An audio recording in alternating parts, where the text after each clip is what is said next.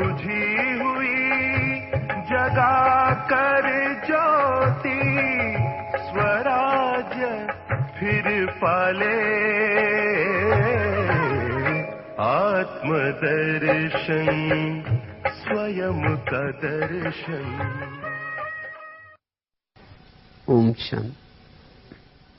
विशेष आज का टॉपिक है हम संगम युग में स्वराज्याधिकारी बन भविष्य में विश्व का राज कैसे ले। अभी लेटेस्ट बाबा की मुरली चली तो बाबा ने कहा कि कई बच्चे पूछते हैं बाबा हम भविष्य में क्या बनेंगे। तो बाबा ने कहा बच्चों को दर्पण मिला है। कौन सा दर्पण? ज्ञान का ये दर्पण। बाबा ने कहा कि उसमें अंदर देखो कि आप क्या बनने वाले हैं। अगर आपका स्वराज्य है तो आप भविष्य में क्या बनेंगे? राजा बनेंगे। अगर स्वयं के ऊपर राज्य नहीं है, आप कर्मेंद्र के अधीन हैं, कर्मेंद्र के दास है, तो आप राजा नहीं बन सकते। तो इसलिए हम संगम युग में स्वराज्य अधिकारी कैसे बने, क्योंकि हर युग की अपनी अपनी नीति है। कलयुग की राज करने की नीति अलग है, सतयुग की राज करने की नीति अलग है, और संगम युग की नीति अलग है। संगम युग की नीति है स्वराज्य अधिकारी से विश्व का राज्य मिलेगा। यहां और कोई नीति नहीं चलेगी। डोनेशन नहीं चलेगा या कोई वोटिंग सिस्टम नहीं चलेगी या पार्सलिटी नहीं चलेगी। अगर आपका स्वयं के ऊपर राज्य है, अब गारंटी आपको विश्व का राजा बनाया जाएगा।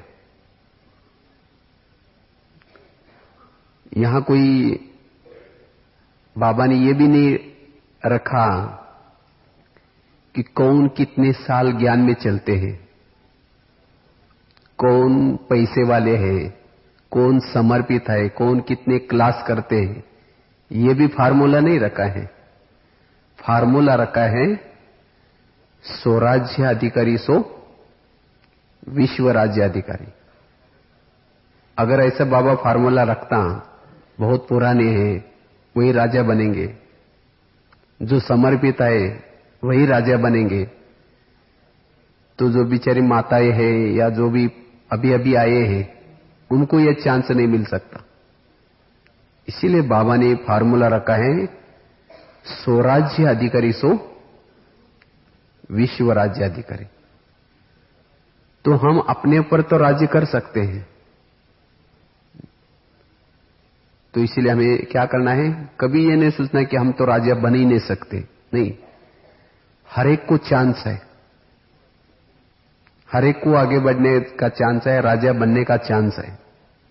केवल आप क्या करो, अपने ऊपर राज्य करो। क्योंकि शरीर हमारे लिए एक सैंपल दिया है। ये शरीर हमारे लिए एक सृष्टि है। अगर इस सृष्टि के ऊपर जो राज्य कर सकता है, जिन्होंने यहां इस शरीर के ऊपर राज्य करने की ट्रेनिंग ली, वो भविष्य में इस सृष्टि के ऊपर राज्य कर सकता है। अगर इस शरीर रूपी सृष्टि को चलाने की ताकत नहीं आई, इसको कंट्रोलिंग पावर, रूलिंग पावर इसके ऊपर नहीं चलाई, तो भविष्य के राजा नहीं बन सकते। तो हम इस ज्ञान के दर्पण में चेक करना है कि मैं राजा बनने वाला हूं या दास दासी बनने वाला हूं। तो अब तक मेरा संगम युग का कितने दिन बीत गए। ऐसे अगर हम चलेंगे तो हम राजा फिर नहीं बन सकेंगे। अगर मेरे पास ज्ञान बहुत है, ज्ञान के रतन है, ज्ञान के रतन है, स्थूल भी मैंने बहुत धन दान किए हैं, हम साहूकार बनेंगे लेकिन राजा नहीं बनेंगे। तो राजा बनने के लिए क्या करना है? स्वराज्य अधिकारी बनना है। तो स्वराज्य अधिकारी बनने से वैसे ही हमें योग के लिए भी बहुत काम आएगा ये बातें, क्योंकि आज हमारा योग भी क्यों नहीं लगता? क्योंकि स्वराज्य अधिकारी स्थिति नहीं। जब हमारे मन के ऊपर, बुद्धि के ऊपर या सभी स्थूल कर्मेंद्रिय के ऊपर अगर हमारा राज्य है, हमारा कहना मानती है, तो फिर योग में भी हम जितना चाहे उतना समय तक बैठ सकते हैं। हम योग भी शक्तिशाली कर सकते हैं। अगर हम स्वराज्याधिकारी बनेंगे तो हमारे संपर्क में जो भी भाई बहनें हैं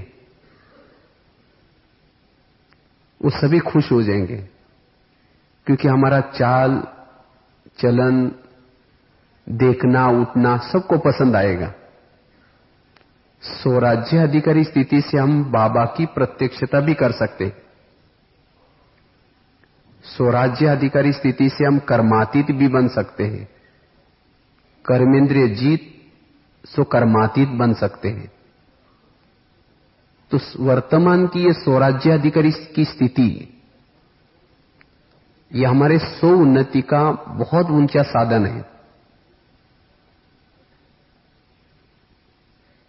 तो इसलिए हमें यही मेहनत करनी, स्वराज्य अधिकारी स्थिति। जैसे अभी गीत सुन रहे थे, अगर कर्मेंद्रिय पर राज्य है तो सुख और शांति हमारे क्या होंगे? भाई हो जाएंगे। अगर मुझे सुख और शांति की अनुभूति करनी है तो मुझे क्या बनना है? स्वराज्य अधिकारी बनना है।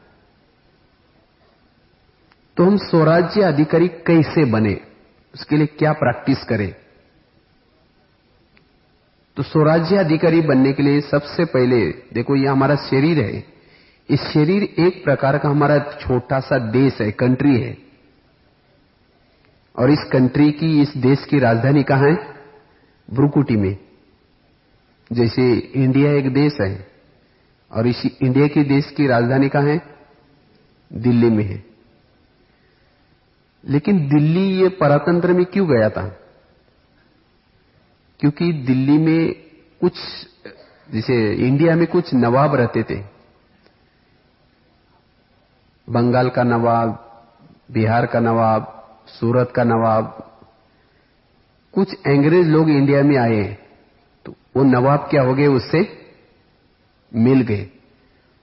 और उसके कारण क्या हो गया? धीरे धीरे दिल्ली के ऊपर अटैक हो गया और भारत क्या हो गया? फिर परतंत्र हो गया।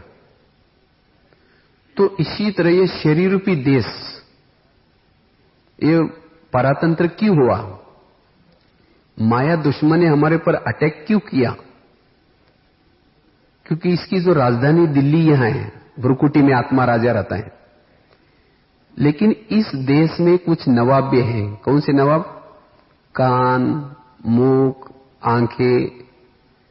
और ये नवाब क्या हो गए? माया से मिल गए।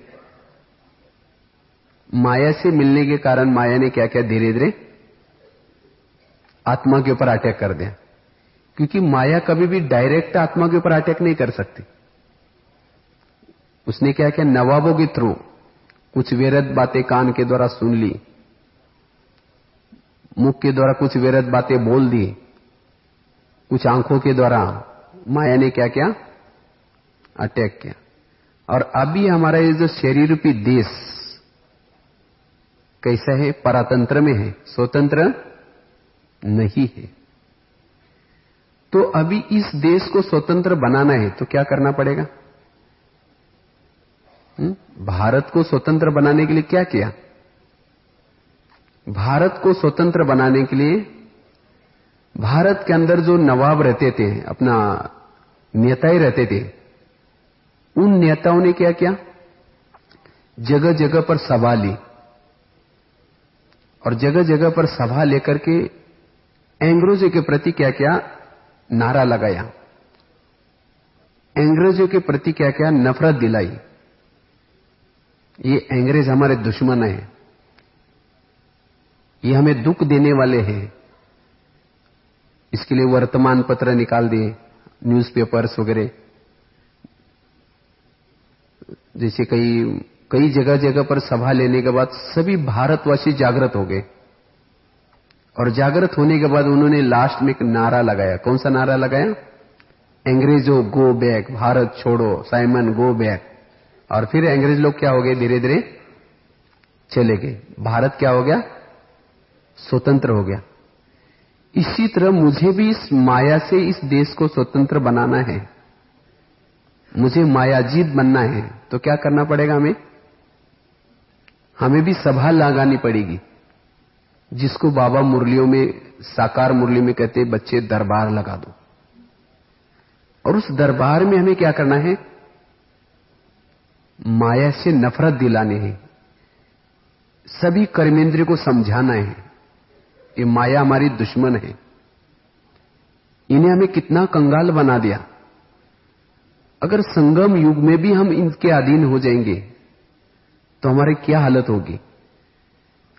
अगर हमारी कर्मेंद्रियां समझ जाएगी, मन समझ जाए, बुद्धि समझ जाए, तो हम स्वतंत्र हो सकते हैं। अभी आत्मा राजा चाहता है कि माया नहीं आनी चाहिए, माया गो बैक, लेकिन कान और मुख क्या बोलता है? कोई परचिंतन सुना रहे तो कान बोलता है क्या हुआ, मतलब सुन लेता है, मतलब वो कान का आह्वान, माया का आह्वान कर रहे कान। तो इसीलिए हमें क्या करना है? अगर मुझे मायाजीत बनना है तो रोज हमें क्या करना है? दरबार लगाना अपना, और उसी दरबार में क्या करना है? रोज माया से नफरत दिलानी है। तब स्वतंत्र बन सकते हैं। देखो, पहले राजे रहते थे, किलों में रहते थे, राजाओं के लिए किले रहते थे, और उसी किले में कई दरवाजे रहते थे, और उसी किले में राजा को सेफ्टी के लिए कई दरवाजे रहते थे, और दरवाजे में भी कोई ना कोई सिपाही खड़े रहता था। जब भी कोई अंदर आता था, कोई एंट्री नहीं देते थे उनको डायरेक्ट। तो इसी तरह हमारा शरीर भी क्या है? एक किला है, और इसी किले के कई दरवाजे हैं, कान, मुख, आंखें। लेकिन माया रूपी दुश्मन जब अंदर आता है तो कान क्या करता है? जाओ मेरे राजा को मारो, चाहे कुछ भी करो। वो पहरा देने के वजह क्या करता है? दुश्मन को अंदर घुसड़ देता है। और इसीलिए आज हमारे राजा की ऐसी हालत हुई, इसका यही कारण है। तो शराबी सभी जो हमारे गेट कीपर है, कान या मुख या जो भी, इन गेट कीपरों को क्या करना? हमें सावधान करना है। तब हम स्वतंत्र बन सकते हैं, तब हम स्वराज्य अधिकारी बन सकते हैं। क्योंकि आत्मा राजा सोया है, कहते ना, अंधेरी नगरी चौपट राजा, टके सिर भाजी टके सिर खाजा। आज हमारी इस नगरी में अंधेरी हो गई। आज ही भी था ना मुरली में, आत्मा की बैटरी क्या होगी? डिस्चार्ज हो गई। आत्मा राजा शक्तिहीन हो गया, और आत्मा राजा शक्तिहीन होने के कारण इस राज्य में पूरी गड़बड़ चालू होगी। तो अभी फिर से हमें राजा ही लेने के लिए क्या करना है? आत्मा राजा को जागृत होना होगा। जितना आत्मा राजा जागृत रहेगी, उतना हम अपना राज्य ले सकते हैं। एक बहुत अच्छी कहानी एक बार हमने एक मैगजीन में लिखी थी, जिसे एक राजा था, और उस राजा का बहुत अच्छा राज्यकारभार था, काफी अच्छा राजा था। जब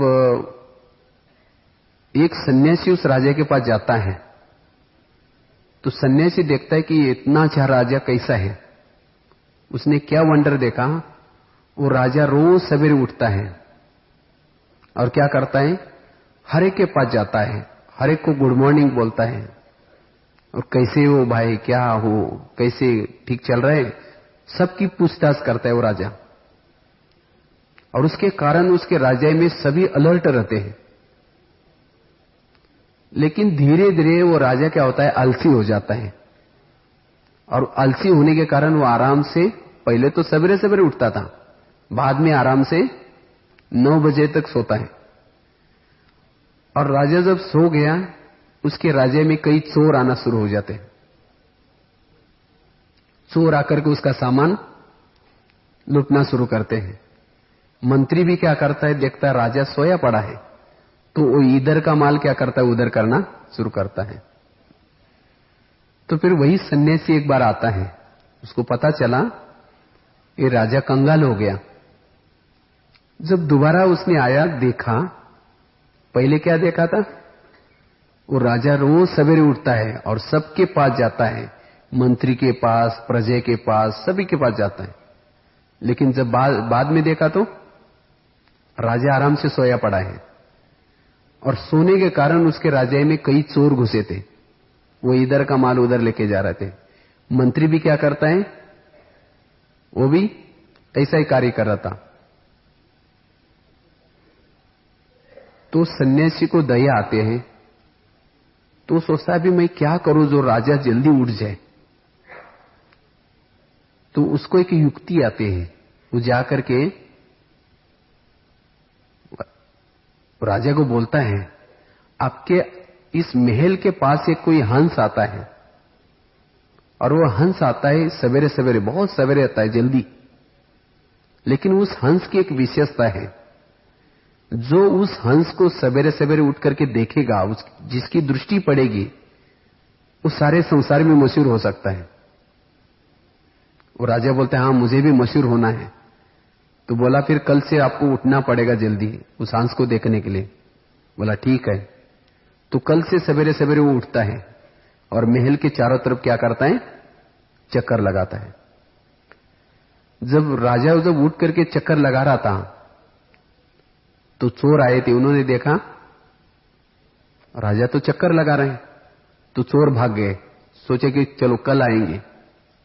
कल फिर देखा तो राजा तो चक्कर लगा रहा था। फिर परसों देखा तो धीरे धीरे चोर आना बंद हो जाते हैं, और मंत्री भी देखते हैं कि भाई राजा उठा हुआ है, तो इधर का माल उधर करना बंद करते। धीरे धीरे उसके राज्य में प्रोग्रेस हो गई, उसकी राजाई बहुत अच्छी होगी। फिर वही सन्यासी एक बार आता है, उसने कहा कि आपने हंस को देखा? तो राजा ने कहा मैंने हंस को तो नहीं देखा, लेकिन मेरे राज्य में कुछ गड़बड़ चल रही थी, ये ठीक हो गई। तो सन्यासी ने कहा कि यही मैंने आपको युक्ति बताई थी, अगर मैं डायरेक्ट आपको कहता आप सोते रहते तो आप मेरा सिर काट देते। इसीलिए मैंने आपको क्या कहा, सवेरे सवेरे जल्दी उठो और उठ करके क्या करो, आप सभी तरफ चक्कर लगाओ, तो आपकी राजधानी बहुत अच्छी चलेगी। ये कहानी किसके है? ये हमारे हैं। हमारी राजधानी भी बहुत अच्छी थी, हम सारे विश्व में राजे मशहूर थे, लक्ष्मी नारायण का भी राज्य मशहूर है। लेकिन वही राजा धीरे धीरे क्या होते हैं, आत्मा राजा सो जाता है, और सोने के कारण धीरे धीरे इस शरीर रूपी राजधानी में क्या होते हैं, 5 चोर घुस गए, काम, क्रोध, लोभ, मोह, अहंकार। उसके बाद मन बुद्धि क्या करता है, औरों को याद करना शुरू करता है, और पूरा राजा क्या हो गया, कंगाल हो गया। पर शिव बाबा ने देखा, अरे ये राजा तो इतना अच्छा था, इसको क्या हुआ? फिर नीचे आकर के देखता है तो ये आराम से सोया पड़ा है। अंधेरी नगरी चौपट राजा हो गया। फिर बाबा की युक्ति सुनाता है। कौन सी युक्ति? आपके इस शरीर रूपी महल के चारों तरफ एक फरिश्ता आता है, ब्रह्मा के तन में शिव बाबा आता है। लेकिन कितना बजे आता है? सवेरे सवेरे आता है। आप उसको देखने के लिए उठो। तो अगर आप उसको देखने के लिए उठेंगे तो क्या हो जाएगा, चोर आना, जो काम, क्रोध, लोभ, जो चोर आकर के तुम्हें लूट रहे, वो क्या हो जाएगा, आना बंद हो जाएगी। और तुम्हारा जो मन बुद्धि मंत्री जो इधर का माल उधर कर रहे वो भी क्या हो जाएगा, बंद हो जाएगा। और फिर से आपकी जो राजाई गई है वो राजाई प्राप्त हो जाएगी। अर्थात अगर मुझे स्वराज्य प्राप्त करना है, मेरा जो खोया हुआ राज्य प्राप्त करना है, उसका आधार क्या है? उसका आधार है अमृतवेला का योग। अगर हम अमृतवेला योग करते हैं, अमृतवेला योग करने से आत्मा की ज्योति जागृत होते हैं, और जिसकी सारा दिन ज्योति जागृत है वहां कोई भी चोर नहीं आ सकता। तो इसलिए हम अपनी राजाई को प्राप्त करने के लिए सदाई क्या करना है, जागृत रहना है, सोल कॉन्शियस अवस्था में रहना है। और केवल सोल कॉन्शियस होने से चलेगा नहीं, लेकिन क्या करना है, दरबार लगाना है, सबको क्या करना है, ऑर्डर प्रमाण चलाना है। क्योंकि राजाओं की निशानी होते हैं। राजाओं की क्या निशानी होते हैं? चलो 2 मिनट। तो इस तरह से हम अपना स्वराज्य प्राप्त करने के लिए क्या करना है, स्वराज्य प्राप्त करने के लिए, राजा बनने के लिए क्या करना है, स्वराज्य अधिकारी बनना है। जो भी हमारी कर्मेंद्रिय है हमारी अपने ऑर्डर प्रमाण चले। और हमारी ऑर्डर कब मानेंगी, जब हम आत्म स्वरूप में, जब अपने सिंहासन पर है तब। इसलिए बाबा ने कहा ना, अगर आत्माभिमानी स्थिति में नहीं है, अपने सोमानों में नहीं है, अपनी सीट पर नहीं है, तो ऑर्डर कोई नहीं मानेगा। और राजा बनने के लिए, जिसे राजाओं में जो राजा आत्मा है, राजा बनने वाले हैं, उसकी निशानी होती है। राजाओं की 2-3 निशानी होते हैं। एक तो पहली निशानी है, राजा हमेशा जो भी बात किसी को कहता है वो दूसरे को क्या करने होती है, माननी होती है। अगर राजा ने कहा कि इसको फांसी चढ़ाओ, तो राजा की बात को कोई भी टाल नहीं सकता। दूसरी राजा की निशानी है, राजा क्या करता है, शिकार करता है। पहले राजाओं की कहानी आती थी, एक राजा था, वो शिकार करने के लिए गया था। और राजा शिकार किसकी करता है, शेर की शिकार करता है, कोई चूहा बिल्ली को नहीं मारता। और तीसरी राजा की निशानी है, राजा होता है दानी होता है, कंजूस राजा नहीं होता है। राजा दान पुण्य करता है। तो ये हमारे में निशानी यही पता हो, हमारे दिखाई पड़े।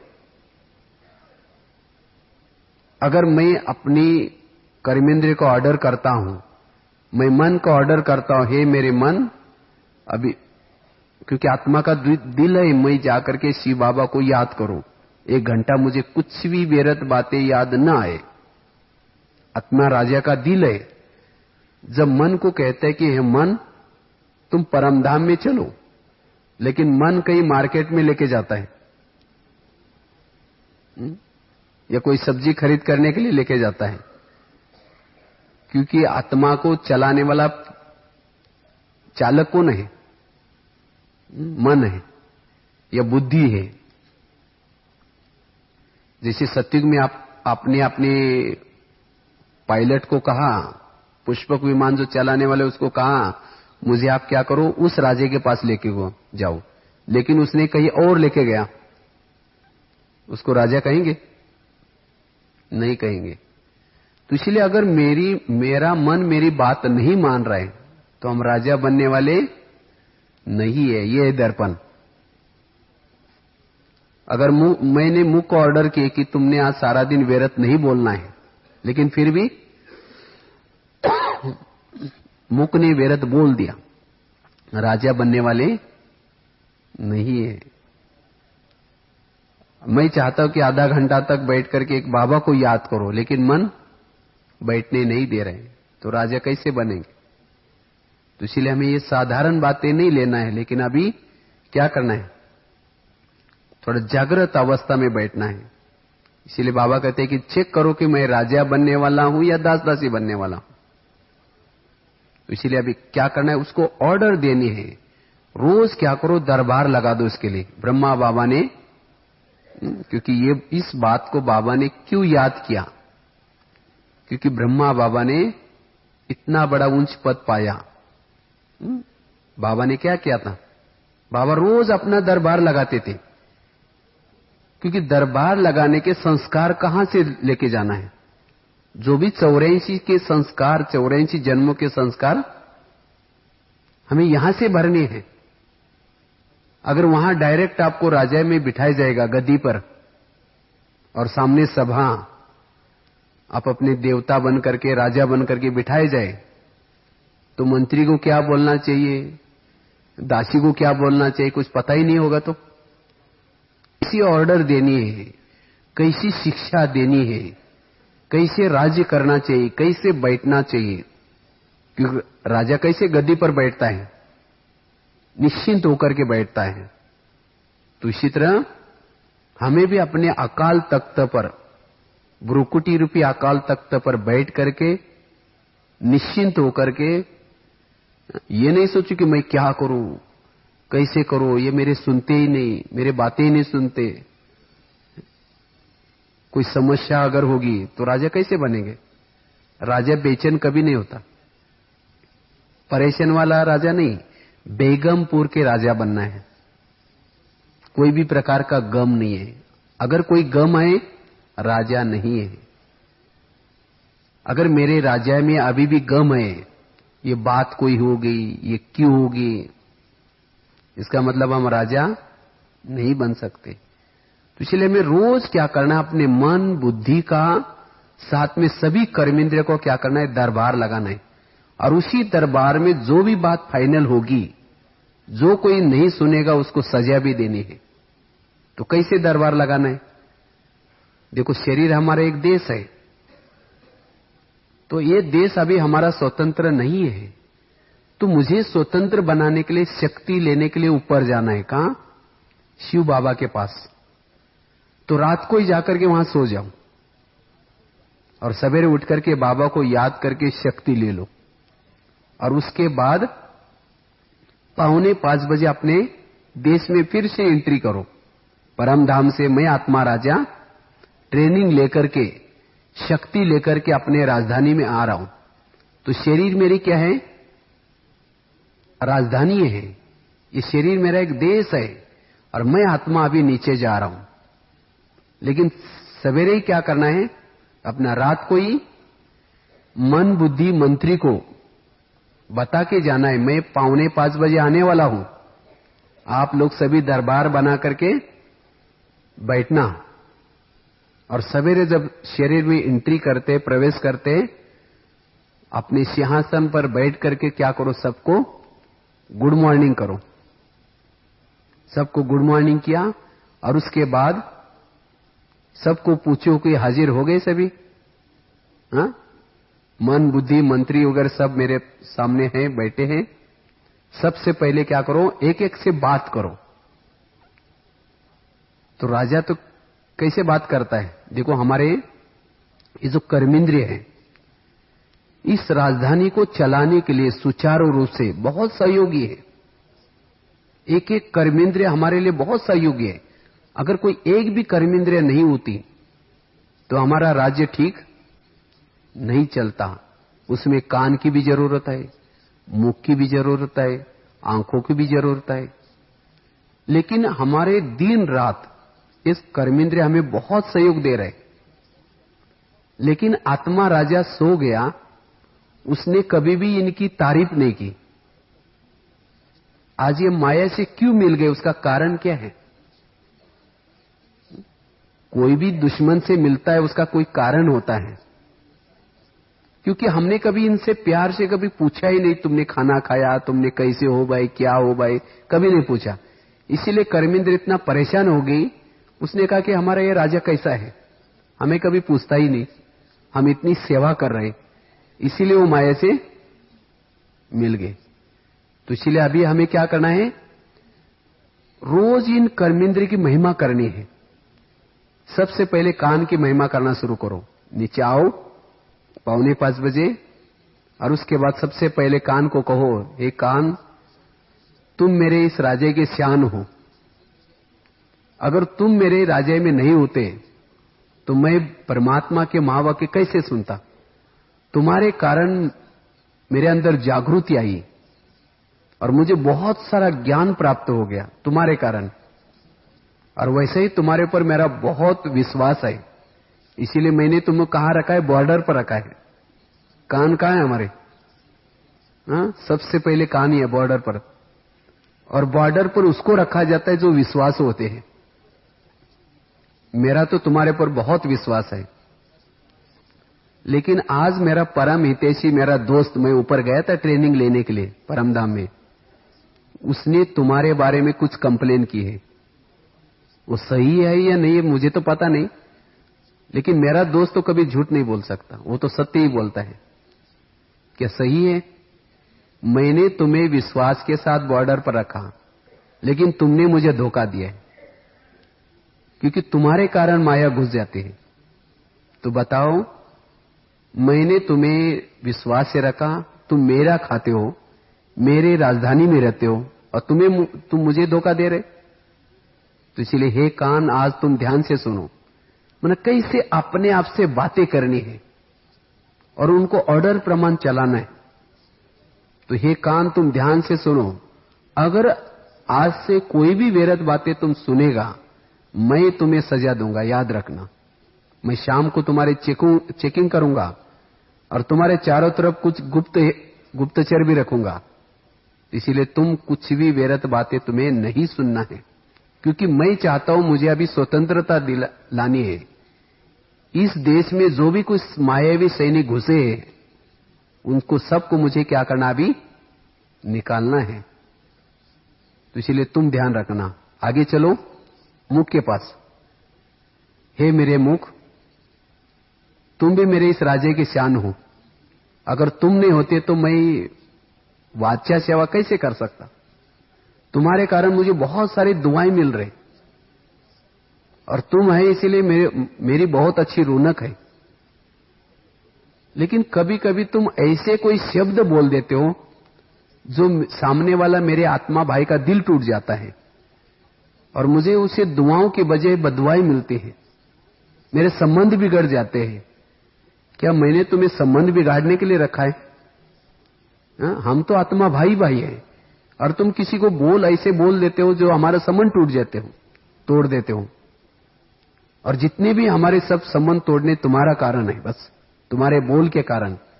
इसीलिए हे मुख, तुम्हें आज से कुछ भी व्यर्थ नहीं बोलना है। अयथार्थ बोल, परचिंतन वाले बोल, नेगेटिव बोल, किसी की ग्लानि करने वाले बोल तुम्हारे द्वारा नहीं बोलना है, याद रखना। अगर बोलेगा तो मैं तुम्हें सजा दूंगा, ध्यान रखना सारा दिन। आगे चलो आंखों के पास। हे मेरे आंखें, तुम भी मेरे इस राज्य के शान हो। अगर तुम नहीं होते तो हम शिव बाबा को सामने कैसे देख सकते? वैसे तो मुझे तो आंखें तो बहुत सारे मिली हैं, 84 जन्म में कितनी सारे आंखें मिले हैं, लेकिन तुम्हारे जैसे भाग्यशाली आंखें नहीं मिली, क्योंकि तुम्हारे द्वारा मैंने स्वयं सत्यम शिवम सुंदरम को देखा है। तुम कितनी भाग्यशाली हो, लेकिन उस सत्यम शिवम सुंदरम को देखने के बाद तुम्हारा पेट नहीं भरा, तुम और कोई व्यर्थ बातें देखते हो, और किसी की सुंदरता को निहारते हो, कभी टीवी की बातें देखते हो। तो इसलिए हे आंखें, तुम्हें क्या करना है? कुछ भी व्यर्थ नहीं देखना है। अगर तुम कुछ व्यर्थ देखेंगे, मैं तुम्हें सजा दे सकता हूं। आगे चलो पांव के पास। हे मेरे पांव, तुम भी मेरे इस राज्य के शान हो। अगर तुम मेरे राजधानी में नहीं होते तो ये कान भी क्या सेवा करता, या अपने मुख की भी क्या सेवा करता, मेरे हाथ भी क्या कर्मना सेवा करते, क्योंकि तुम सभी कर्मेंद्र को अपने सिर पर उठा करके लेके जाते हो। और फिर मैं वाचा सेवा कर सकता हूं और कुछ कर सकता हूं। अगर मुख वाचा सेवा करता आधी दुआ तो पांव को भी मिलती है, क्योंकि पांव ने क्या किया, वहां लेके गए। लेकिन कभी कभी तुम परचिंतन सुनाने के लिए भी सभी को लेके जाते हो, हा? तो क्या मैं तुम्हें इसीलिए रखा है? अगर समझो मुख को परचिंतन सुनाना है तो मुख को कहोगे भाई मुख तुम चले जाना, मुझे राजा ने मना किया, मैं नहीं जा सकता। अगर पांव वहां जाएंगे नहीं तो मुख अकेले जाकर के करेगा? तो इसी तरह हमें सबको क्या करना है, सवेरे 4:45 बजे से लेकर के 5 बजे तक 15 मिनट की ड्रिल अपने आप कर्मेंद्र से बातें करनी है। और उसके बाद फिर मन को, बुद्धि को भी क्या करना है, क्योंकि 2 ये मंत्री है। कौन सी मंत्री? मन और बुद्धि। और पूरे इस कर्मेंद्र को चलाने के यही दोनों निमित्त है, क्योंकि संकल्प चलता है मुझे ये करना है। फिर बुद्धि क्या करते हैं, अच्छा ठीक है चलो करते हैं, निर्णय देता है। फिर पूरी बॉडी वहां चली जाती है। तो दोनों के कारण निर्णय लेने वाला, संकल्प करने वाला 2 ही है। तो ये दोनों मंत्री को भी समझाना है, हे मंत्री, हे मेरे मन, तुमने बहुत बार मुझे धोखा दिया है, तुमने पूरा मुझे कंगाल बनाए हैं, लेकिन अभी मैं तुम्हें छोड़ूंगा नहीं। अभी तुम्हारे पर सारा दिन क्या करूंगा, मैं पहरा रखूंगा। तुम्हें कुछ भी व्यर्थ नहीं सोचना है। हे बुद्धि, तुम भी व्यर्थ गलत निर्णय नहीं लेना है। तुम्हें कोई गलत जजमेंट देने के लिए मैंने रखा नहीं तुम्हें राजधानी में। तो इसी तरह हमें क्या करना है, ये दोनों मंत्री को भी पक्का करना है। और इस तरह से सारा दिन निगरानी रखनी है। फिर रात को सोने के पहले, ये सवेरे हुआ, सवेरे सबको ऑर्डर दी, सारा दिन चेकिंग किया। फिर रात को सोने के पहले क्या करना है, फिर से एक दरबार लगाना है। मैं आत्मा राजा में अपने राजधानी में जाने से पहले क्या करना है, सबकी दरबार बुलाऊं, भाई सभी हाजिर हो जाओ। पहले गांव में कोई कार्यक्रम रहता था तो ढोल बजा लाया जाता था। इसी तरह मन और बुद्धि मंत्री को कहो, भाई आज 10 बजे सभा होने वाली है, राजा के ऑर्डर मिले हैं, तो सभी कर्मेंद्र को हाजिर रहने के लिए कहा है। तो सभी आए। तो सबसे पहले किसको पूछो, कान को, हे कान, तुम्हारा सारा दिन का चार्ट कैसा रहा? आपको तो बहुत बड़ा धन्यवाद है, सवेरे आपके द्वारा मैंने क्या की थी, मुरली सुनी थी, बहुत आनंद आया था। लेकिन 12-1 बजे तुमने कुछ परचिंतन सुना था, याद है? कोई एक माता जी आकर के तुम्हें कुछ कह रही थी, वो माता जी ही ऐसी वो ऐसी बोलते हैं। तुमने बड़े गौर से आगे चल करके, हाँ और क्या हुआ, बैठो ना, कहां जा रहे, बैठो ना, और सुनाओ ना क्या हुआ। बड़े ध्यान से सुना था, मैंने सब तुम्हारा समाचार सुना है। तो बताओ, तुमको मैंने सवेरे कहा था कि तुम्हें व्यर्थ नहीं सुनना है, तो भी तुमने सुना, तो बताओ तुम्हारे लिए क्या सजा दी जाए? तुम्हारे लिए यही सजा है, तुम्हें दोबारा मुरली सुननी है। यह उसके लिए सजा, कान के लिए। क्योंकि जो कान मुरली सुनकर के तृप्त नहीं हुआ वही व्यर्थ बातें सुनता है। जिसके कान मुरली की बातें सुनकर के तृप्त हुआ है वो कभी व्यर्थ बातें नहीं सुनेगा। इसीलिए उसको क्या सुनाओ, मुरली सुनाओ दोबारा। उसके बाद फिर मुख को पूछो, हे मुख, तुम्हारा चार्ट कैसा रहा सारा दिन? चलो, कान ने तो दरवाजा खोल दिया था दुश्मन के लिए, लेकिन तुमने भी उसको सहयोग दिया। हाँ, वो माता जी ऐसी बोलते हैं, वो ऐसी करते हैं, तुमने तो कम से कम चुप रहना चाहिए था। अगर तुमने दरवाजा नहीं खोलता तो दुश्मन आकर के वापिस चले जाते। तो बताओ तुम्हारे लिए क्या सजा दी जाए? तुम्हारे लिए यही सजा है, तुम्हारा कल के दिन कारोबार बंद रहेगा, मौन रहेगा बस। मुख का मौन, ये मुख के लिए क्या है, सजा है। इसको कहा जाता है राजा। तो एक एक कर्मेंद्र को क्या करो, डायरेक्शन दो, ऑर्डर दो, और उसके बाद उसको क्या करो, सजा भी दो। तब धीरे धीरे हमारी राजधानी में क्या हो जाएगी, परिवर्तन आएगा। तब आपके जीवन में, लाइफ में कुछ परिवर्तन नजर आएगा। कहेंगे ये माता जी कितनी अच्छी है, ये कभी भी व्यर्थ नहीं बोलती, किसी की व्यर्थ नहीं बातें सुनती। तो इसीलिए आज हम क्या हो रहे हैं, जैसे कहा ना, अंधेरी नगरी चौपट राजा, बस राजा सोया है, आत्माभिमानी स्थिति नहीं है, इसलिए जो चाहे हो रहा है। इसीलिए हमें क्या करना है, स्वराज्य अधिकारी बनना है। और इसके लिए चाहिए क्या, आत्माभिमानी स्थिति जागृत चाहिए। जिसकी आत्माभिमानी स्थिति है उसकी कर्मेंद्रियां गलत कोई भी नहीं काम करेगी। जैसे कोई घर में कोई बड़ा है तो छोटे आपस में नहीं लड़ेंगे, और अगर घर में कोई है ही नहीं तो छोटे क्या करेंगे, लड़ेंगे, झगड़ेंगे, आपस में कुछ भी करेंगे। इसीलिए सारा दिन हमें क्या करना है, अपने अवस्था में रहना है, सोल कॉन्शियस स्थिति में रहना है। तो जितना हम सोल कॉन्शियस अवस्था में रहते हैं उतना राजाई के संस्कार हमारे अंदर आते हैं। और इसके लिए हमें क्या करना है, जैसे कहा ना, जैसे वो कहानी सुनाई, वो कैसे वो फिर से वो राजाई में प्रगति हुई, इसी तरह हमारे राजाई में प्रगति होने के लिए, स्वयं का राज्य प्राप्त करने के लिए क्या करना है, रोज अमृत वेला का योग। अमृत वेला योग करने से सोल कॉन्शियस स्थिति रहेगी, और सोल कॉन्शियस स्थिति रहने से सारा दिन कर्मेंद्रिय कोई भी गलत काम नहीं करेंगे, कान गलत सुनेंगे नहीं, मुख गलत बोलेंगे नहीं, मन गलत सोचेगा नहीं, बुद्धि गलत निर्णय नहीं लेगी। इसलिए हमें क्या करना है, सोल कॉन्शियस का अभ्यास जरूरी। इसीलिए बाबा क्यों बोलते हैं बच्चे आत्माभिमानी बनो, क्योंकि आत्माभिमानी होने से बुद्धि की लगाम लग जाते हैं।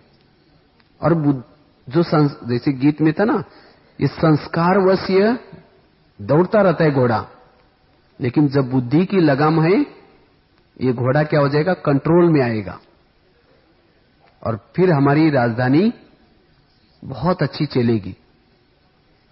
तो इसलिए एक तो हमें दरबार लगाना है, और दूसरा राजाओं की निशानी है, शिकार करता है। तो हम शिकार किए कभी? जिसने शिकार नहीं किया वो राजा कभी भी नहीं बनेंगे। शिकार कहेंगे आप तो, हम तो शिकार में जाते नहीं, हम बहने कैसे शिकार करेंगे शेर की? उस स्थूल शिकार की बात नहीं है। किसी अज्ञानी आत्मा को ज्ञानी बनाना, यह शिकार मारना। तो इसलिए हमें क्या करना है, और वो भी कोई चूहा बिल्ली की शिकार नहीं।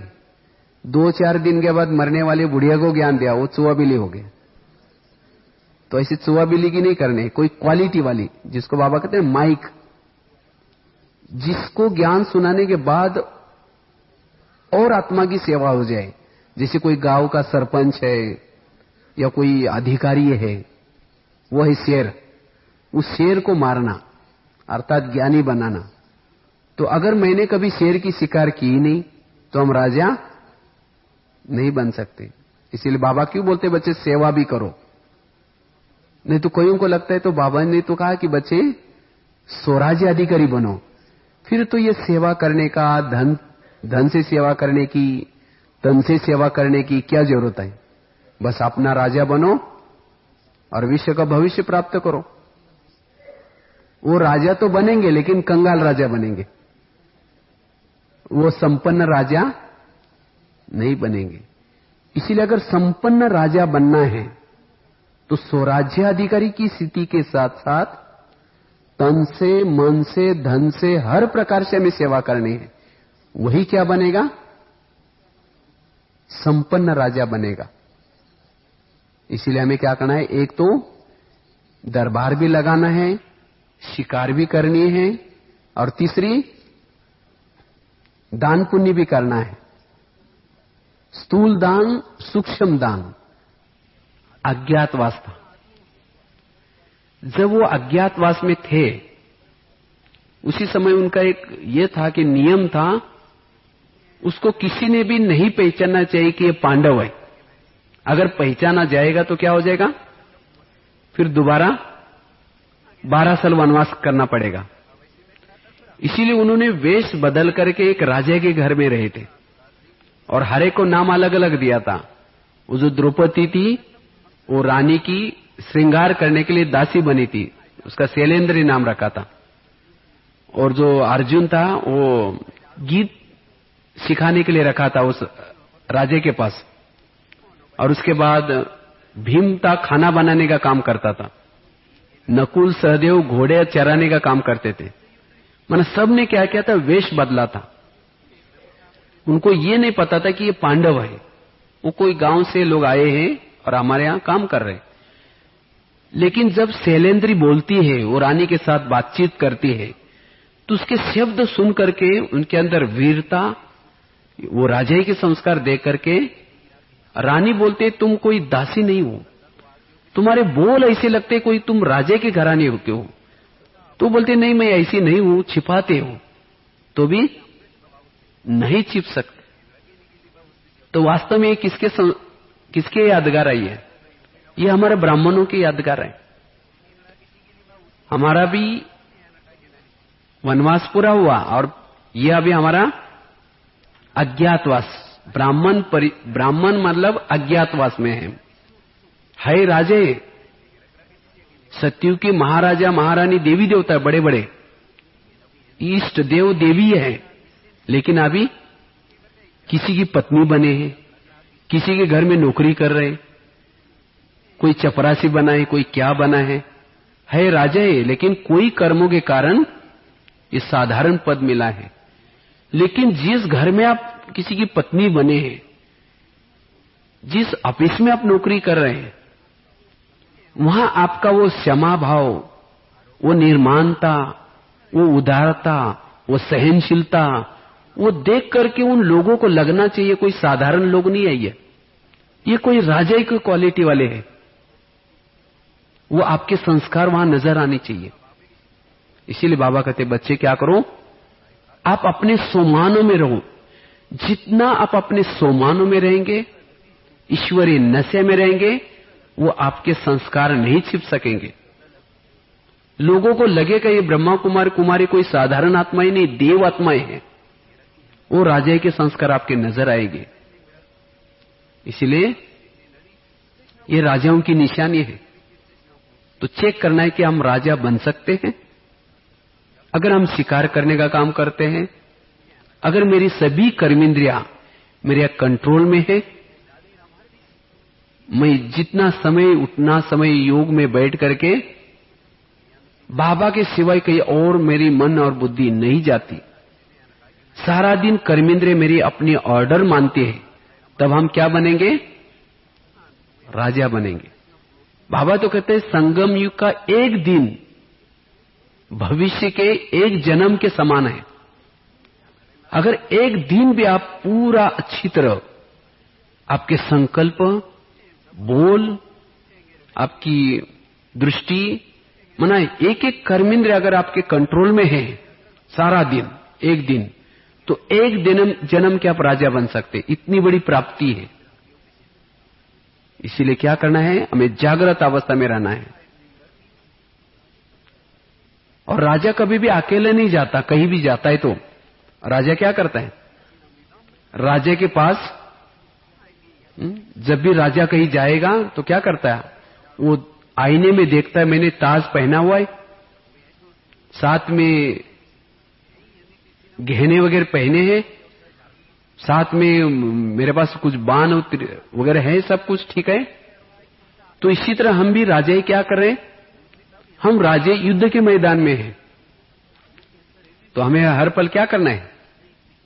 अपने बुद्धि रूपी तर्कस में अच्छी तरह नशे के पॉइंट्स है, जिम्मेवारी का ताज पहना हुआ है, पवित्रता का कवच पहना हुआ है, मेरे साथ में सभी शक्तियां, सहन शक्ति, समाने की शक्ति, परखने की शक्ति, ये अशक्तियां साथ में है। कितनी सेना है हमारे साथ, कितने गुण है, कितनी शक्ति है, और सबके साथ मन बुद्धि मंत्री भी है। और साथ में शिव बाबा हमारा कौन है? हमें चलाने वाला सारथी है। इस तरह से अकेले नहीं है।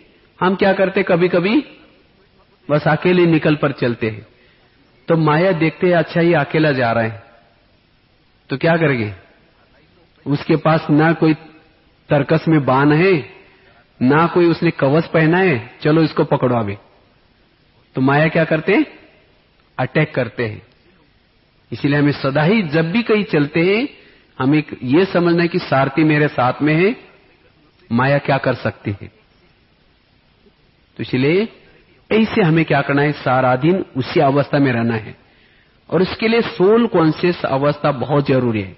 अगर मुझे राजाई के संस्कार धारण करनी है, माया जीत बननी है, हमारी आत्माभिमानी स्थिति जरूरी है। अगर आत्माभिमानी स्थिति है तो सहज आपकी राजाई की स्थिति है। तो ऐसे हमें क्या करना है, संगम में स्वराज्य अधिकारी बनना है। और इसके लिए एक सुंदर आपको एक विजन बताते हैं। ये विजन काफी आपको काम आएगा, क्योंकि कभी हम सोचते हैं ना बाबा मेरी कर्मेंद्र धोखा देते हैं। क्यों धोखा देते? उसका कारण है क्योंकि बाबा को हम जैसे महाभारत में दिखाते हैं, कृष्ण और अर्जुन, अगर लगाम अर्जुन ने पकड़ी है और कृष्ण को कह रहे कि आप मेरा रथ आप खड्डे में क्यों लेके जा रहे, तो कृष्ण क्या बोलेंगे? कहेंगे तुमने लगाम पकड़े, मैं क्या करूं भाई। तो इसी तरह कभी हम बाबा को कंप्लेन करते हैं, बाबा मेरी आंखें धोखा देते हैं, तो बाबा कहेगा मैं क्या करूं, तुम तो मुझे सारथी बनाते ही नहीं। लगाम हम अपने हाथ में पकड़ते हैं, तो बाबा को क्या करना है, लगाम किसके हाथ में देनी है? बाबा के पास में। तो इसलिए हमने बहुत अच्छे कुछ दिनों इस एक विजन का अभ्यास किया था। अगर इस विजन का अभ्यास करेंगे तो सहज आप स्वराज्य अधिकारी बन सकते हैं, कर्मेंद्रिय जीत बन सकते हैं। शरीर हमारा रथ है और इस रथ को 5 घोड़े लगे। कौन से घोड़े? ये कर्मेंद्रिया, एक कर्मेंद्रिय शरीर रूपी रथ के घोड़े हैं। और इस रथ को चलाने वाला सारथी कौन है? आत्मा योद्धा है। शिव बाबा इसका सारथी है। तो मैं आत्मा राजा रोज क्या करता हूं, परमधाम में जाता हूं। जैसे अर्जुन कभी भी रथ के अंदर नहीं सोता है। कृष्ण और अर्जुन सोने के लिए कहां जाते हैं? उनके अलग से टेंट लगे थे, वहां जाते हैं। श्यामियाने रहते, वहां जाते, सोते। और सवेरे सवेरे उठ करके अर्जुन क्या करता है, कृष्ण के पास जाता है और कृष्ण उसको क्या करता है, युद्ध करने के लिए भड़काता है। तुम आज ऐसा युद्ध करना, तुम ऐसा युद्ध करना। तो इसी तरह हमें भी क्या करना है, रोज रात को इस शरीर में नहीं सोना है। सोने के लिए कहां जाऊं? परम धाम में, अव्यक्त वतन में, मन बुद्धि से वहां जाकर के सोना है। सवेरे उठते ही क्या करना है, बाबा के पास जाना है और बाबा को गुड मॉर्निंग करके सारा दिन युद्ध में पावर लेना है, युद्ध के लिए शक्ति लेनी है। और जैसे बाबा आपको युद्ध करने के लिए तैयार करता है, तुम आज ऐसा युद्ध करना, तुम आज शक्तिशाली युद्ध करना। ये माया तुम्हारा कोई दोस्त नहीं है, इन्होंने तुम्हें क्या से क्या बनाया। तब जैसे अर्जुन तैयार होता है, तो इसी तरह मुझे तैयार होकर के फिर क्या करना है, नीचे आना है। और जब युद्ध के मैदान में कृष्ण और अर्जुन आते हैं, तो कृष्ण अर्जुन आते, आने के बाद अकेला नहीं आता अर्जुन, कभी दोनों भी साथ में आते हैं।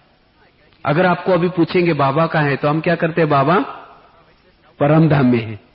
लेकिन नहीं, जहां आप रहते हैं वहां बाबा को भी साथ में रखना है, जिसको बाबा कहते कंबाइंड स्वरूप। देखो अभी भी यादगार रूप में जहां कृष्ण का मंदिर है, उसके अंदर शिव की मूर्ति भी जरूर होती है, शिवलिंग भी जरूर होता है। गणेश की मूर्ति है, वहां भी शिवलिंग होता है। कोई देवी की मूर्ति है, वहां भी शिवलिंग होता है। हर मंदिरों में शिवलिंग जरूर होता है। क्यों? क्योंकि एक कंबाइंड स्वरूप का यादगार है।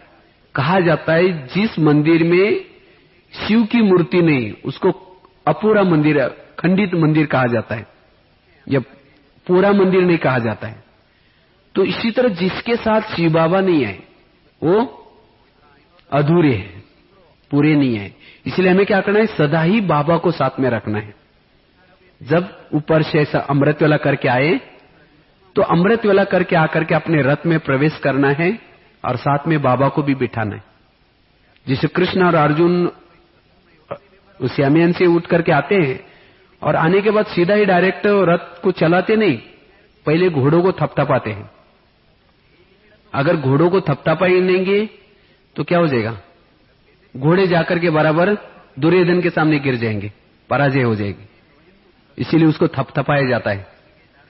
तो इसी तरह हमें भी क्या करना है, कर्मेंद्र को थोड़ा सा जब नहाते धोते हैं, अमृत वेला करने के बाद क्या करते हैं हम लोग, नहाते समय कान को अगर समझाना है, कान तुम थोड़ा ध्यान रखना, आज मेरा, आज माया दुश्मन को घुसने नहीं देना, ये मेरे आंखें तुम भी थोड़ा ध्यान रखना, ये मुख तुम भी थोड़ा ध्यान रखना। इसी तरह उनको समझाया। उसके बाद कर्मेंद्र की लगाम बाबा के हाथ में दी। जैसे कृष्ण ने लगाम पकड़ी तो अर्जुन बोलता है, सारथी मुझे इस तरफ लेके चलो। तो इसी तरह बाबा को कि बाबा मुझे अभी सेंटर में लेके चलो।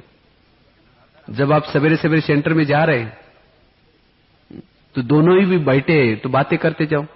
तो इस तरह से सारा दिन अगर मेरी कर्मेंद्रिया बाबा के हाथ में दी है, बाबा साथ में है, तो कर्मेंद्रिया कभी भी धोखा नहीं देगी। तो ऐसे हमें क्या करना है, स्वराज्य अधिकारी बनना है। और इसको ही भक्ति मार्ग में क्या किया, वो लगाम की रस्सिया किसके हाथ में दी, कृष्ण के हाथ में दी, और वो सारथी बना दिया, वो घोड़े रथ। वास्तव में संगम युग का यादगार है।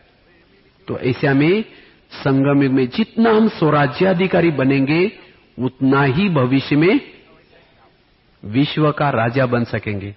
तो यही हमें प्रैक्टिस करनी है। नहीं तो कहते ना, ब्रह्मा ने एक बार खुशी या सुख, तो सोचे कि मैं सुख या खुशी कहां रखूं। तो उन्होंने सोचा कि इधर उधर रखेंगे तो ढूंढ कर निकालेंगे लोग। तो कहां रखा, फिर भ्रुकुटी के बीच में रख दिया। तो वहां कोई भी ढूंढ नहीं पाया। तो वास्तव में सच्चा जो सुख है किसमें है, स्वराज्याधिकारी स्थिति में है। जितना हम आत्मा का चिंतन करते हैं, आत्माभिमानी स्थिति में रहते हैं, जितना हम अपने स्वरूप में रहते हैं, उतना हमें सच्चा सुख मिलेगा। और कोई सुख और चीजों में नहीं है।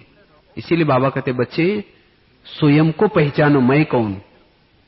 अगर मेरी कर्मेंद्रिया ज्ञान में चलने के बाद भी वश में नहीं है, अभी भी मेरे आंखें धोखा देते हैं, कान धोखा देता है, मुख धोखा देता है, मन धोखा देता है, तो हम राजा बनने वाले नहीं है। इसीलिए बाबा ने कहा ना, आपके पास जो दर्पण दिया है उसको दाग तो नहीं लगे। तो इसलिए बुद्धि रूपी जो दिव्य नेत्र दिया है, उस दिव्य नेत्र से क्या करो, स्वयं की चेकिंग करो और राजा बनने की क्या करो, प्रैक्टिस करो। इसलिए एक तो हमें क्या करना है, अपने अमृत वेले के ऊपर ध्यान रखना है। साथ में अमृत वेला से सोल कॉन्शियस बनेंगे और सदा ही सारा दिन जागृत अवस्था में रहना है, जिससे हमारी स्वराज्य अधिकारी स्थिति सहज ही आ सकते। और इसके लिए बाबा ने स्कीम बनाने के लिए कहा। कौन सी स्कीम? क्योंकि आत्मा की शक्तियां वेस्ट कब जाते हैं, जब ज्यादा सोचते हैं, जब अयथार्थ बोलते हैं, और तीसरी समय को वेस्ट करते हैं। तो ये तीन शक्ति को बचाना है। संकल्प की बचत करने के लिए क्या करो, हर बातों को पॉजिटिव सोचो। हर बात को पॉजिटिव सोचने से संकल्प बच जाएंगे, जिससे आत्मा शक्तिशाली बनेगी। और बोल की बचत करने के लिए अयथार्थ बोल के ऊपर क्या करना है, कंट्रोल करना है। और समय की बचत करने के लिए मन और बुद्धि का प्लान बनाना है। और जब हम तीन बातों की स्कीम बनाएंगे, तब हम आत्मा शक्तिशाली बनेंगे, तब हमारी शक्ति अपनी ऑर्डर मानेंगी, और तब हम राजा बन सकेंगे। तो ऐसे हमें क्या करना है, इस स्वराज्य अधिकारी बनने का क्या करना है, पुरुषार्थ करना है। और जब यहां संगम युग में स्वराज्य अधिकारी है, तो भविष्य का राज, भविष्य में क्या बनने वाले कोई प्रश्न ही नहीं है। भविष्य हमारी वर्तमान की परछाई है। जो वर्तमान का आज का दिन मैं श्रीमत पर चला, आज का दिन मैं स्वराज्याधिकारी बना, आज का दिन मैं श्रीमत पर चला, तो मेरा भविष्य ओके है। कई तो भविष्य की चिंता करते, आज अमृतवेला मिस होगी, लेकिन सोचेंगे भविष्य में मैं क्या बनूंगा, सत्युग कब आएगा। भविष्य के बारे में सोचने की कोई जरूरत नहीं। आज का दिन मुझे क्या करना है, सफल करना है। तो ऐसे हमें क्या करना है, जो बाबा ने कहा स्वराज्याधिकारी बनो, यही पुरुषार्थ करना है। ठीक है। ओम शांति।